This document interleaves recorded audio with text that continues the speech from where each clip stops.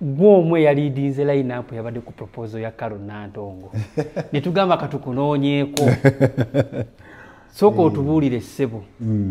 Proposal yagenze etya? Proposal yagenze bulungi nga bwe twakiplaninze bwe kyavuddeyo. Kubanga ffenna twadde tumanyi okuggyako Carol eka yabadde tamanyi. Okay. For starters omuntu ayagala okumanya. Si kyangu because Carol mwamuleesa obuleesi yabadde tamanyi. Olukwe luno lutandika lutya?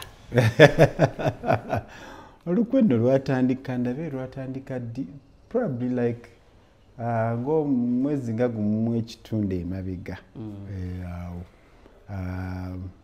Dirani twali awo kale na suggestinga n'agamba engeri twali tugezaako okukola kumukolera ka surprise birthday party kubanga yabadde birthday so Dirani n'agamba naye omanyi olowooza bakisimu proposingidde around that time najja ng'amanyi tajja ku dina ya birthday ekintu nekyabika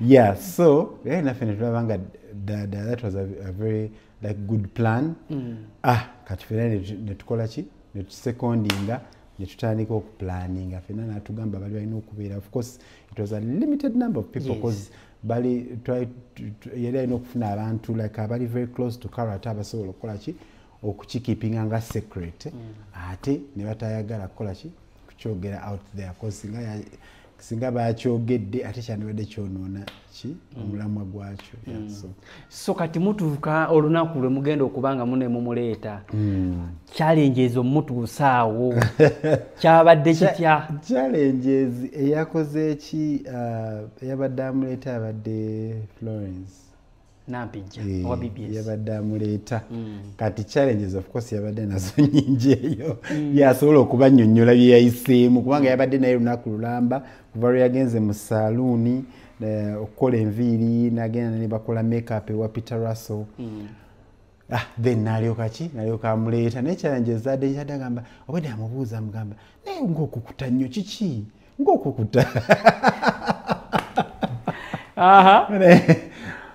nga wakuba amasibu bwakola ki naye ng'amubuuza ki ekigenda mu maaso naye nga ye alowooza bya birthday okitegeera ko yabadde bamugambye etulina okutwala naye nga bwamanya engeri gye tutera nnyo okukola bu surprise birthday obwe n'agamba ka birthday okitegeera era kamanyi n'agamba bamanyi mwagala kutwala mu birthday biki naye nga kino takirowooza nako okitegeera kati oluvannyuma lwonna mumuleese mumutuusizza kati bamutuusizza era ndooze kyenategeddeko yabuuzizza ng'atuuse wansi venue eyabadde eyaki eya proposal n'abuuza ng'emotoka yadde eno si motoka ya Diana spicy nagenda si motoka ya Diana eno oli naamubuzaabuza naye emotoka zonna terina endala gye yalabyeko ye yabadde teriiko teri mulala gwe yalabya Diana yokka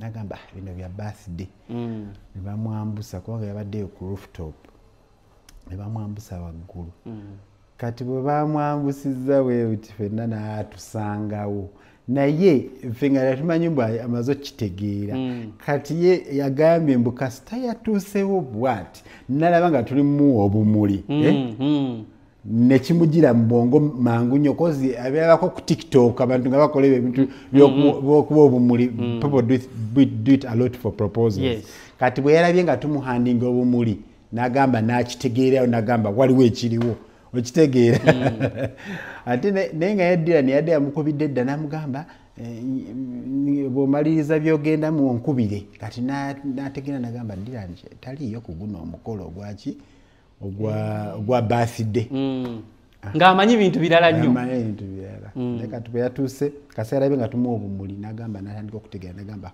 waliwo ekiriwo kubanga bino ebintu mbiraba ku TikTok kati of course omulingo of course ali mukulaba ki deko nebiki byonna nga musanyufu yabadde musanyufu ne was so surprised yaleta kikiriza yaleta kisuubirako yadde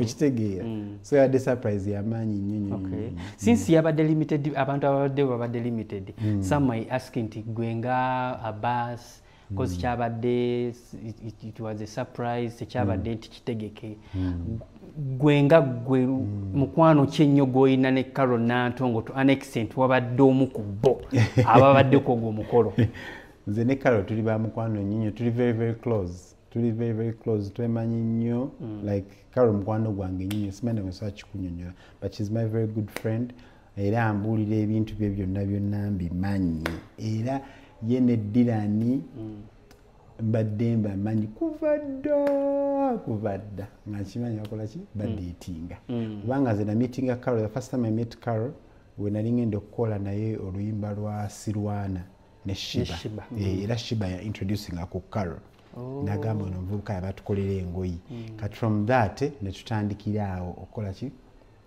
tutandikira awo okuba ab'omukwano era ku video shoot Dylan era yaliwo. That's the same day I met Dylan as well. The first time? Yes, the very first day. Nene mbalanga ngabana abantu. Ngera mbalanga something connecting.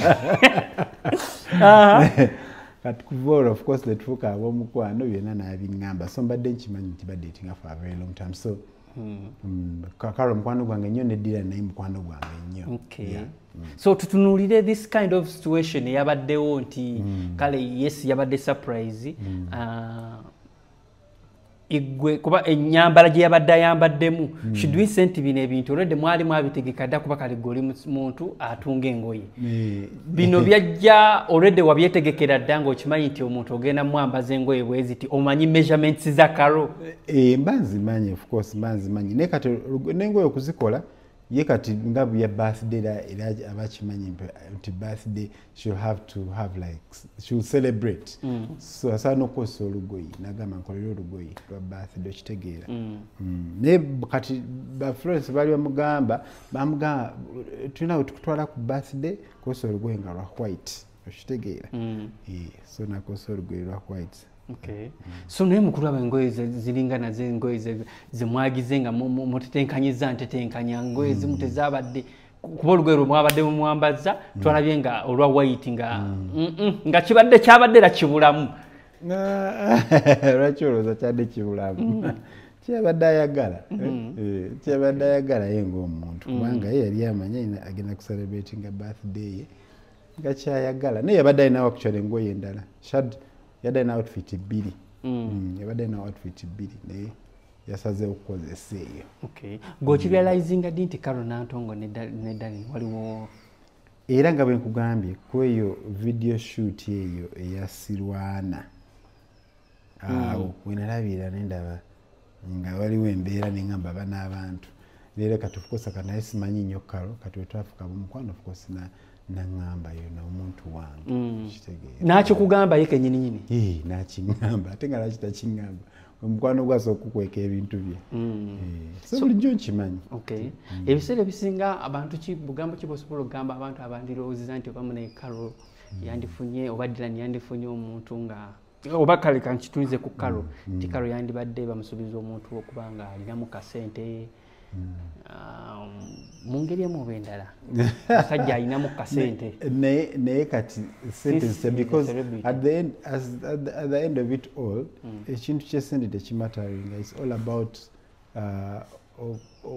like omuntu gwoyagala because okwetaringa into marriage olina okuba nga olina omuntu gwoyagala ku mutima gwo si ku sente si yekola omukwano sente si yekola amaka okitegeera ate ne Dylan sente ze zalina zimala okitegeera sigamba mbu talina sente ezimala because they've been together for a while so obadde olowooza abadde alabirira atya mukazi we era bills ezimu yazisasula ze Dylan oluusi yasasula sente za Carol ez'engoyi okitegeera so proposal yabaddewa ya tetujja kwogera we yabadde naye nga gumanya nti yabadde wano mu Kampala. Yabadde mu Kampala? Yabadde mu Kampala yeyeyo Entebbe side eyo. Entebbe side. Tetujja kwogera kifo but naye ebintu nga mwakozesezza ebintu mwabibaddemu ssente nga mmeka Abbas? Mwabaddemu ku ssente. Dylan yataddemu yasasudde ebintu ebisinga byonna yabisasudde actually.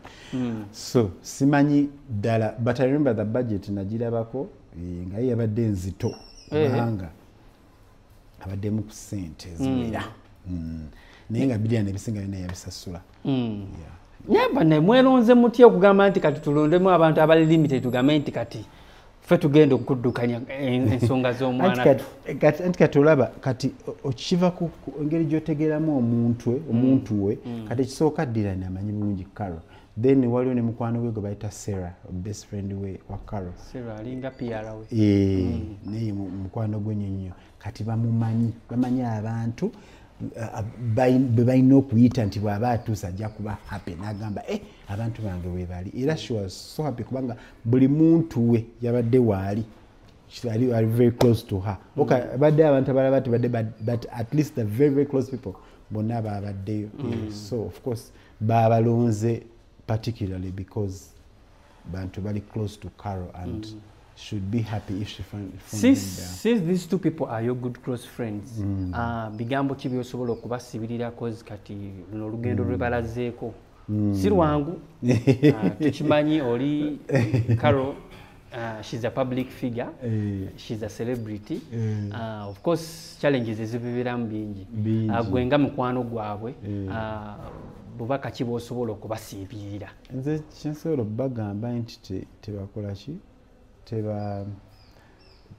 teba mindinga bintu bigambo by'abantu kuba byatandise okwogera kuba nga abantu bajja kwogera ebifu ne bebatamanyi bajja kwogera lot of things naye tebabifaako tebafollowing kitegeera because Carol has always been a very private person with her relationships and anything that is like very sacred to her like tabiteka mu media but the fact that she has decided to put this in the media, all I can say is that tagobera bigambo by'abantu. Batandise dde okwogera mbukalo mukulu nnyo ku Dylan. Ekisoboka. Carol kiwala kitona era bw'ofollowing a story n'otegeera Carol Dylan yatandika okuyimba otegeera mu Carol mwana muto era omusajja musinga obukulu era nga bw'olaba ebifaananyi byabwe bye yataddeyo laba mu batandika dda batandika nga bato okitegeera decided dating when they are all nga Carol atandika butandisi naye kuyimba okitegeera so they've been together for a while bemanyi bulungi. So that's all that matters. They love each other and they have decided okubeera bonna okitegeera. Olowooza kiteekinga ki okutuuka etwana extent okugamba omuntu nti this is my right time okugamba nti muneke am proposingire munnange mujje muggalale? What I know is that Dylan has always wanted to propose to her. Kyekyo nkimanyi nti has always wanted to like even years back. Yali akigambyeko? Nkimanyi. Nkimanyi. Era kuba Carol bulijjo ali nga bw'ogamba nange social media okitegeera but finally ndoza yamaze n'agamba omanyi ekiba kibe tuli tweyagala aboogera bugiri okitegeera. Omanyi munnange tulwawo ffe okufuna Abbas biki ekisinga ennyo okugatta ennyo ne bano abantu?